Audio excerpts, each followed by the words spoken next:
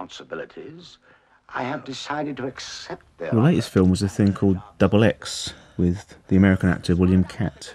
Do you recall making that one? Oh yeah, that was. I did that about 4 or 5 years ago. But early 90s, yeah. Oh yes, that was that went all right, I think. But I did the film, and it wasn't at Pinewood. No.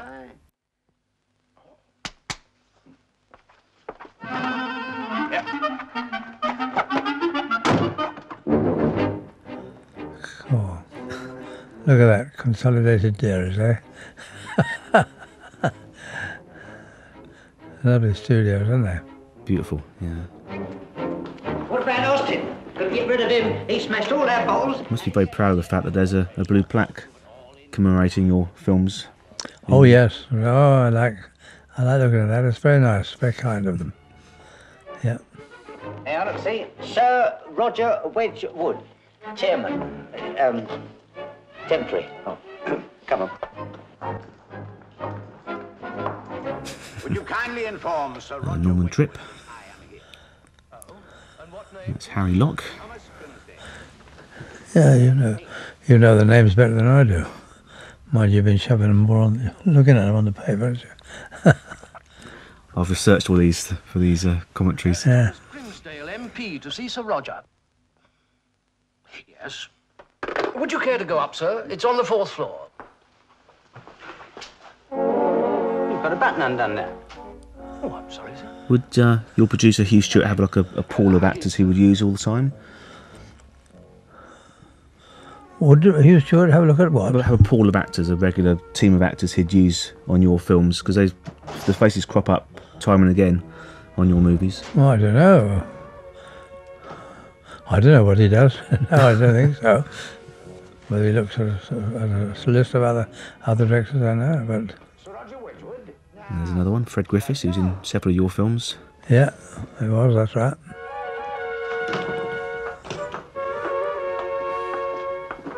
Imogen Hassal. Who? Imogen Hassal. Oh, Imogen Hassal, yes. Would you come this way? Card drops. Another star who sadly committed suicide. It's, Who? Imogen Hassal. Did she? Yes. Oh, no. Why, I wonder? I think she was depressed the way her career was going. Towards the end, she wasn't getting the part she wanted. What a shame. Grimsdale. Won't you sit down, gentlemen? Apparently it was a cry for help, and she was phoning around her friends to try and get some help, and no one was in, so she sadly passed away. Oh. Terrible. Grimsdale. Yeah, Grimsdale. Grimsdale, drink the bell. Yes, I have no indication. Grimsdale's Dairy. Oh, Grimsdale's Did you have lunch in the Pinewood restaurant when you broke from making these movies? Very rarely. Did do, but I used to just have sandwiches or something in my dressing room and have a kip. Okay. Because, as you know, I was working like at the London Palladium and all over the place whilst I was filming all day, and then a fast car would pick me up and take me to the Palladium, and I'd do 2 shows at night. You know that? It's an exhausting schedule. I did that, and I did it for a couple of years or so, and like that, working all day and late at night up until 11:30. And I finished up in hospital. And I remember when after I'd been in hospital for about a week, and I was feeling much better, and the chief nurse, what do they call her? Matron? Matron, yeah. She came round and she said, I said hello, and she said, how are you feeling? I said, fine. She said, oh, it's surprising you are all right so soon. And I said, well, what's been the matter with me? And she said, you're suffering from malnutrition.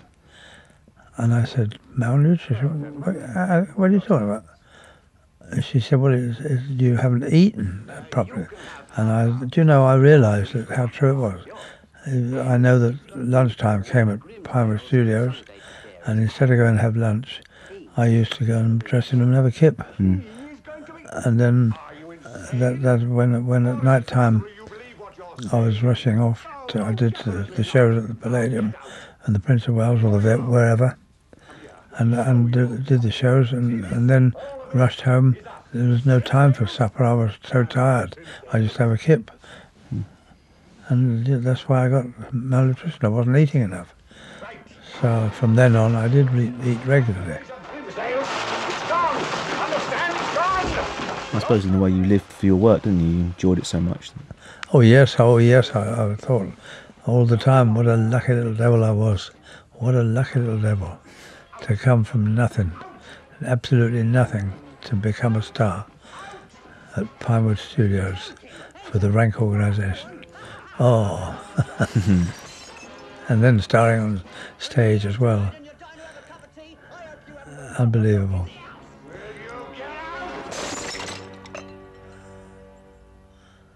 Can you talk a little bit about your childhood and where you were born? Well, I was born in very sorry circumstances. Both of my parents were very sorry. I was actually, my parents were split up and divorced when I was 9 years of age. Mother had left home. My father was a chauffeur. He used to be away working every day and away for the week sometimes, and even for months. And I had a dear brother who sadly no longer with us. And we looked after ourselves, but very difficult because he left us no money, we had no food, and we had to go on the scrounge, starving food, and that happened for a long time until I reached the age of 14. Then I got a job and I started to earn money. And, well, it was all right from then on, but I was lucky to survive that period of from 9, 10, 11, 12.